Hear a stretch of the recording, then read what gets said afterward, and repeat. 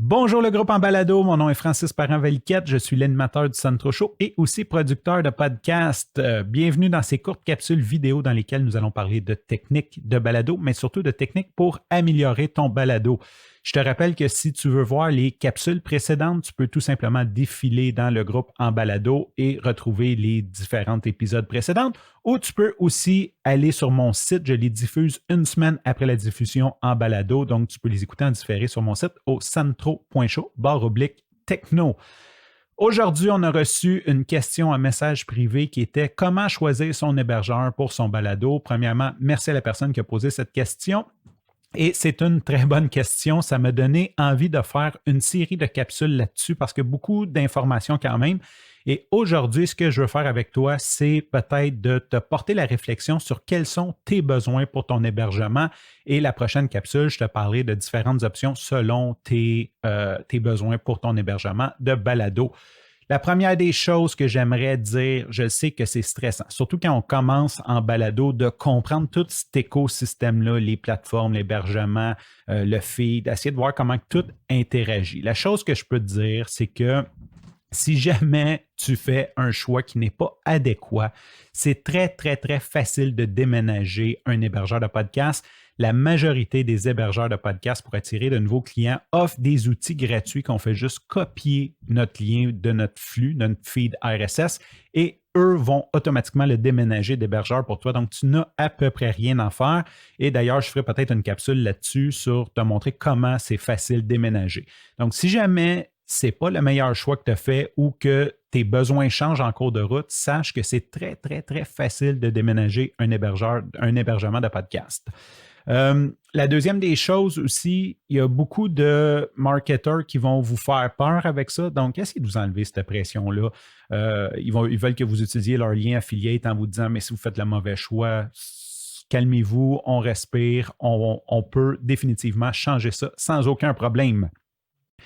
Un petit point, si tu n'as pas encore hébergé ton podcast et qu'il n'est pas lancé, que je te suggère fortement, c'est de ne pas utiliser les fonctions pour soumettre ton podcast aux différentes plateformes comme Apple, Google, Spotify par l'entremise de ton hébergeur. Lui va te l'offrir, ça va te sauver peut-être 1 heure totale de travail. C'est vrai que c'est intéressant.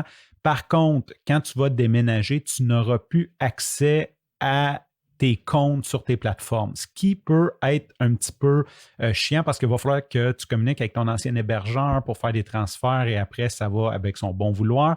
Donc, prends tout de suite les rênes en main et inscris toi-même ton podcast sur les différentes plateformes de sorte à avoir le contrôle. Si jamais tu déménages, s'il y a une erreur ou s'il y a une plainte ou peu importe, tu vas pouvoir communiquer directement avec eux. Hébergement 101, je veux faire ça rapidement. En gros, un podcast, c'est un fichier de texte qui est un catalogue d'épisodes qu'on appelle le feed, qui dit ça, c'est le nom de mon épisode, ça, c'est la description de mon épisode et ça, c'est le lien pour le télécharger. Donc, ce fichier doit vivre sur un serveur sur Internet et chaque épisode, chaque pièce de contenu aussi doit vivre sur un serveur sur Internet pour qu'on puisse lier du catalogue au lien.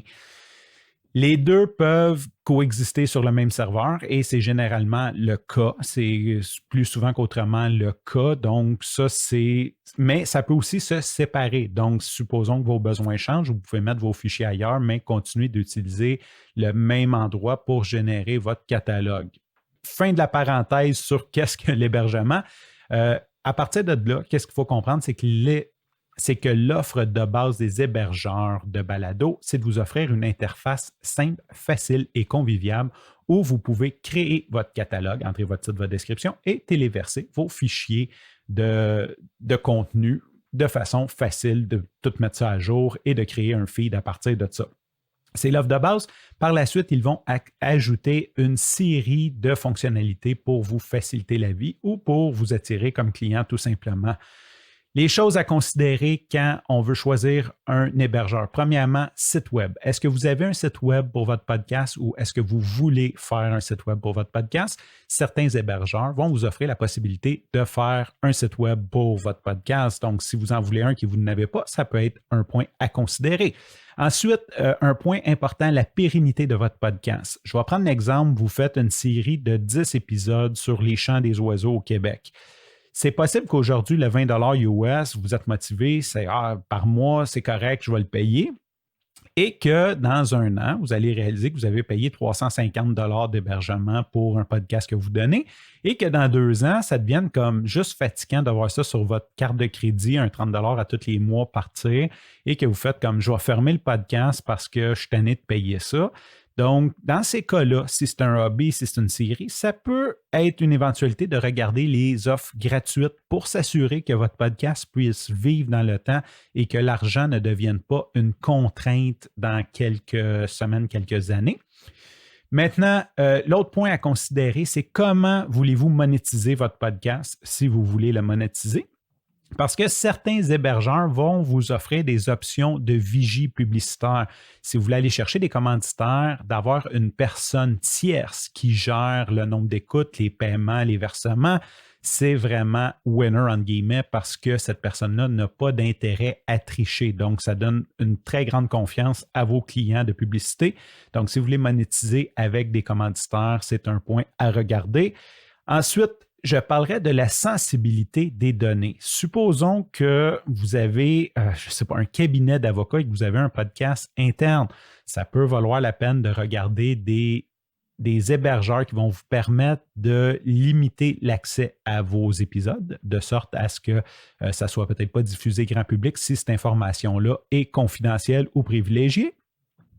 Un autre point à considérer, qu'on considère peut-être moins souvent, mais que je suis un grand défenseur pour ça, c'est d'utiliser le balado pour la formation. Donc, si vous voulez l'utiliser pour la formation interne de votre compagnie, est-ce que vous voulez savoir si telle personne a écouté tel balado parce que c'est un prérequis? Donc, je dirais la formation et l'analyse. Donc, ça revient un petit peu à la confidentialité.